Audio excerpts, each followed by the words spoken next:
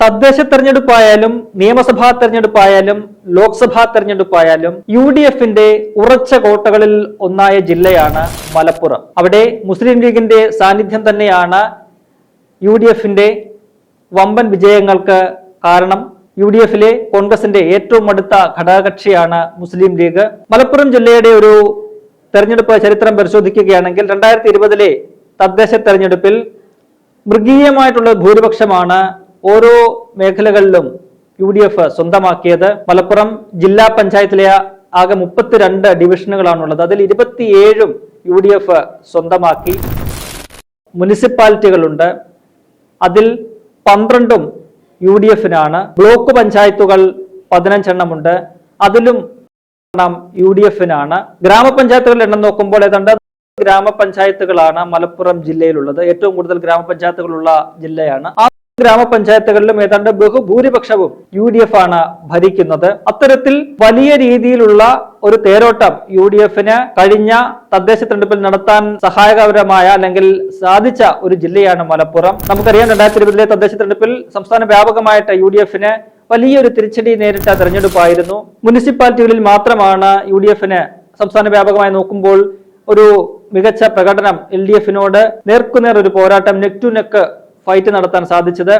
LDF 43 മുനിസിപ്പാലിറ്റികൾ നേടിയപ്പോൾ UDFന് 41 മുനിസിപ്പാലിറ്റികൾ നേടാൻ സാധിച്ചിട്ടുണ്ട്. മറ്റ് നോക്കുകയാണെങ്കിൽ സംസ്ഥാന വ്യാപകമായിട്ട് വലിയ തിരിച്ചടി ബ്ലോക്ക് പഞ്ചായത്തുകളാണെങ്കിലും കോർപ്പറേഷനുകളാണെങ്കിലും ജില്ലാ പഞ്ചായത്തുകളാണെങ്കിലും ഗ്രാമപഞ്ചായത്തുകളിലും എല്ലാം തന്നെ വലിയ രീതിയിൽ തിരിച്ചടി നേരിട്ടു.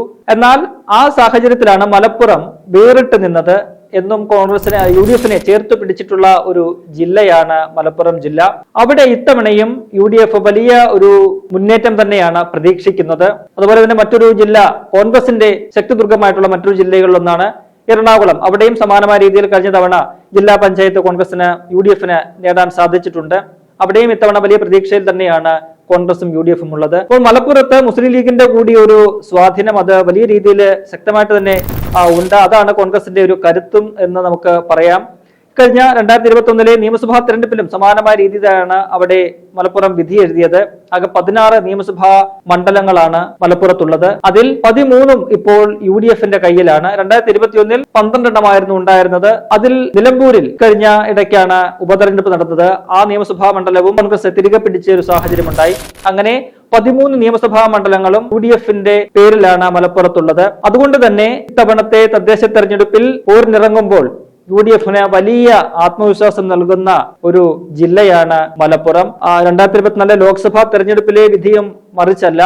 അവിടെ 2 മണ്ഡലങ്ങളാണ് മലപ്പുറം ജില്ലയിലുള്ളത്. ലോക്സഭ ഒന്ന് മലപ്പുറവും മറ്റൊന്ന് പൊന്നാനിയും. ഈ 2 ഇടങ്ങളിലും ലക്ഷങ്ങളുടെ ഭൂരിപക്ഷം നൽകിയാണ് UDF സ്ഥാനാർത്ഥികളെ ആ 2 മണ്ഡലങ്ങളും വിജയിപ്പിച്ചിട്ടുള്ളത്. അങ്ങനെ നോക്കുമ്പോൾ കോൺഗ്രസിനെയും UDFനെയും മുസ്ലിം ലീഗിനെയും സംബന്ധിച്ച് എന്നും അഭിമാനിക്കാവുന്ന ഒരു ജില്ലയാണ് മലപ്പുറം. അവിടെ തങ്ങൾക്ക് ചില സ്വാധീനം ഉണ്ടാക്കാനുള്ള ശ്രമങ്ങൾ CPM ഒക്കെ നടത്താറുണ്ട്. പ്രത്യേകിച്ചും പല തെരഞ്ഞെടുപ്പുകളിലും ഈ മുസ്ലിം ലീഗിൽ നിന്ന് വരുന്ന വിമതരെയൊക്കെ തന്നെ പിടിച്ച് സ്ഥാനാർത്ഥിയാക്കി എന്തെങ്കിലുമൊക്കെ നേട്ടം ഉണ്ടാക്കുക എന്താണ് CPM ലക്ഷ്യമിടുന്നത്. എന്നാൽ ഇത്തവണ അതിനുള്ള സാധ്യതകളൊന്നും അവിടെ അവശേഷിപ്പിച്ചിട്ടില്ല. അതുകൊണ്ട് തന്നെ കഴിഞ്ഞ തവണത്തേക്കാൾ കൂടുതൽ ഒരു മികച്ച വിജയം കഴിഞ്ഞ തവണ കൈവിട്ട മുനിസിപ്പാലിറ്റികളും ബ്ലോക്ക് പഞ്ചായത്തുകളും ഉൾപ്പെടെ ഇത്തവണ തിരികെ പിടിക്കുക എന്ന ലക്ഷ്യത്തോടെയാണ് ലീഗും കോൺഗ്രസും ഉൾപ്പെടുന്ന UDF മുന്നണി സംവിധാനം അരയും തലയും മുറുക്കി അവിടെ രംഗത്ത് ഇറങ്ങിയിട്ടുള്ളത്. അതിന്റെ ഒരു വലിയ ഫലം ഇത്തവണത്തെ തെരഞ്ഞെടുപ്പിൽ തദ്ദേശ തെരഞ്ഞെടുപ്പിൽ ഉണ്ടാകുമെന്ന് കോൺഗ്രസ് നേതൃത്വവും UDF നേതൃത്വവും ഒന്നടങ്കം വിശ്വസിക്കുന്നുണ്ട്. അങ്ങനെ മലപ്പുറത്ത് മികച്ചൊരു വിജയം അവിടെ UDFനെ സൃഷ്ടിക്കാനായാൽ മറ്റ് ജില്ലകളിലും അതിന്റെ ഒരു പ്രതിഫലനം ഉണ്ടാകുമെന്നാണ് വിലയിരുത്തപ്പെടുന്നത്. എറണാകുളം പോലെ കോട്ടയം പോലുള്ള കോൺഗ്രസിന്റെ ശക്തിദുർഗങ്ങളായ ജില്ലകളുണ്ട്. അവിടെയൊക്കെ തന്നെ ഇത്തവണ വലിയ രീതിയിൽ മാറ്റങ്ങൾ ഉണ്ടാകുമെന്നാണ് കോൺഗ്രസ് നേതൃത്വത്തിന്റെ ഒരു നിരീക്ഷണം. എന്തായാലും മലപ്പുറം ജില്ലയെക്കുറിച്ച് പറയുമ്പോൾ അവിടെ കോൺഗ്രസിന് UDFന് എന്നും അഭിമാനിക്കാവുന്ന നേട്ടങ്ങൾ നൽകിയിട്ടുള്ള ജില്ലയാണ്. ആ ജില്ല ഈ തദ്ദേശ തെരഞ്ഞെടുപ്പിലും UDFനെ കൈവിടില്ല എന്ന ഉറച്ച വിശ്വാസത്തിലാണ് UDF നേതൃത്വമുള്ളത്.